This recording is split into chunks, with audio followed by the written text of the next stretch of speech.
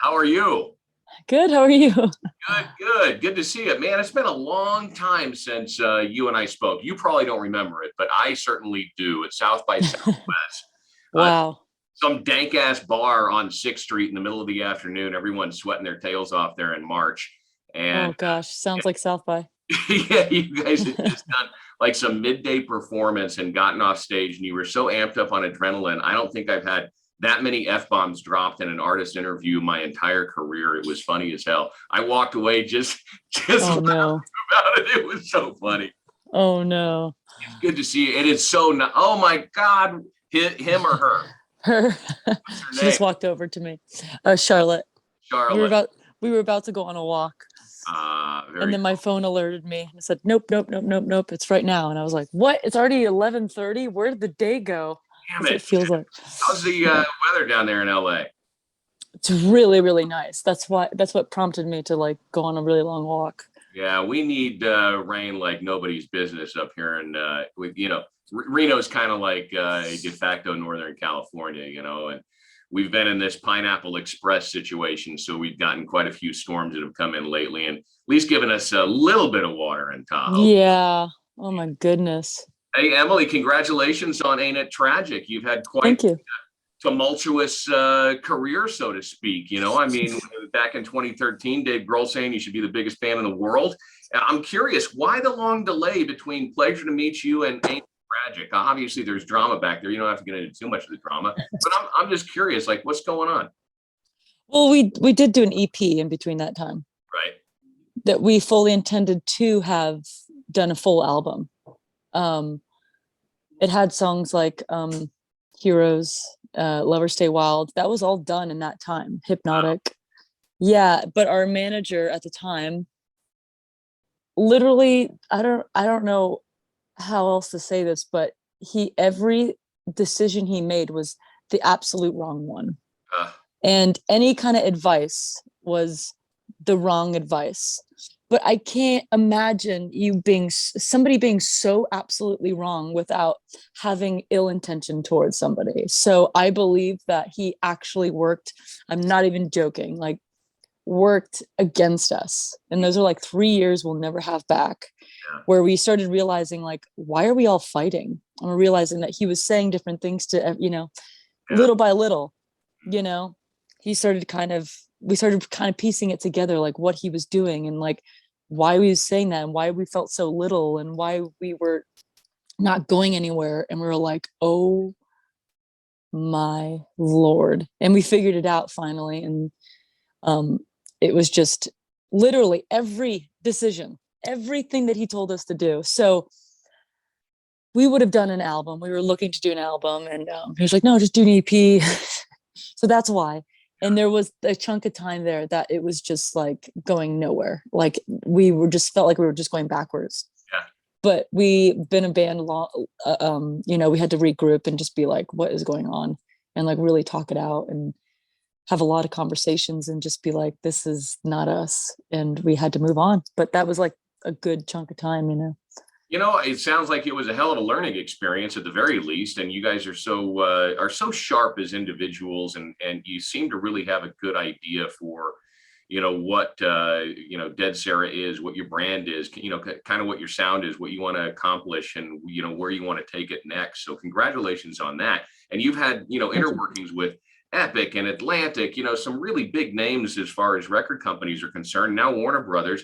What do you think has been the key difference, now with the family that you're with? Well, like all that with Epic and Elektra and all that kind of stuff, it was like a time that we were just like very uncertain of what we like with the big, we didn't know what we wanted, and people were coming and going all the time, and it was really hard to like just settle, Mhm. very, very, very hard. Even the people that signed you, and I mean, hopefully we'll write a book about this one day, but if for the people that are even interested, or a manifesto. um, but it was just one of those things where, I mean, once you learn, I mean, like, we've been with so many people, even though we didn't release anything, we asked to leave or something like that. And they did give us our record back, blah, blah, blah. And then we settled with Atlantic. And that's basically part of Warner. So the Chris Morris, who signed us to Atlantic, went to Warner, and he took us with. So it's like the same. Yeah, that's quite the blessing. Do you feel like, because of the pause in touring and getting, stuff out there, like this is a bit of a reintroduction of Dead Sara to, perhaps a new audience, and maybe you've got something to prove on Ain't It Tragic? For sure. I mean, it's funny when we play shows and play festivals and stuff like that, like where a lot of people don't really know who we are. They're just like, wow, you guys are such a, like, they have no idea that we've been around for so long. And they're just like, you're my favorite new band. And we're like, that's great. Like, I love that so much. I love that. And we have some tours coming up that I don't think I can announce yet, but it would be a really great audience to be in front of. Like rock, and I believe like most of them will just be like, what is this band? Never heard of them. That's why we open up for, like we can tour on our own, but to expand the base and to get more people, to know us, we got to open up for, bigger acts. So That's smart. And I like the LA hat. It seems like, for whatever reason, you wear hats very, very well. And you're kind of you've always had a unique sense of style every time I've seen you, whether it's in videos or on stage. Do you consider yourself a bit of a fashionista? And, where do you get inspiration for what you wear? Or is it just totally organic? well, it depends on how I'm feeling that day. If I'm feeling fat, it's it's a moo Yeah. it's a chic moo No, I I just as a performer, I'm always kind of thinking with the way it looks, even if it's like on stage, like what do you want to be perceived as, and most of the time it's important to me. And sometimes I could care less, Yeah. couldn't care less. Yeah. Yeah. When it comes to song structure, like the writing process and all that, the production process, who takes the lead, you or your drummer Sean Friday, or is it kind of a mutual thing? Because I know he had a lot to do with Ain't It Tragic. Yeah. Yeah. Yeah. He took over the production of it. I mean, it was us only, like in the room because of, COVID and everything. Yeah. yeah, and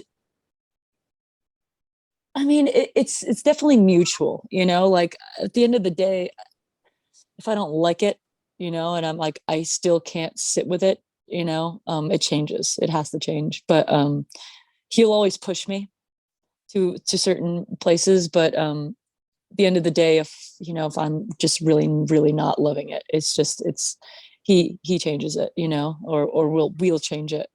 Yeah. So I don't know.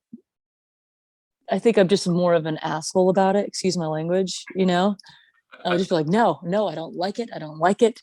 And that's why he says me to, sit on it. And that's always like the good sitting point. But if I don't love it by the end of the day, it changes. Okay, the bizarre video for the single Heroes, I say it's bizarre because it just jumps from one thing to the next. Whose concept was that? And secondly, whose kitchen are you in? Yeah. Well, that's the videographer director, Matt Odom, who did a couple of our videos like Mona Lisa and Weatherman. And he's been a friend of ours. And we had cut a video prior to this one for Heroes, but it was so not great. I don't want to say bad because, it just didn't capture the energy, So we had some money left and we just hit him up. We said, listen, dude, like we're running off of, a little budget and we only have this much time as well. Could we kind of put something together? And he said, of course. Like, and then I already had this concept of like us changing the same outfits and wearing the same outfits, and just kind of changing instruments. And then from there, it was like, great, well, let's do that. But like, just kind of like whatever we could find to do it, and that kitchen is Matt Odom's kitchen at his house. Okay. So that's where it started. And then we went to Susie's house. So some of it's shot at Susie's apartment. And then a friend's apartment on top of the roof, if you could see LA. So it was done like really the concept was really quick, and that was enough to run off of, and then our friend's studio, like art gallery thing, so it's like the performance, Yeah.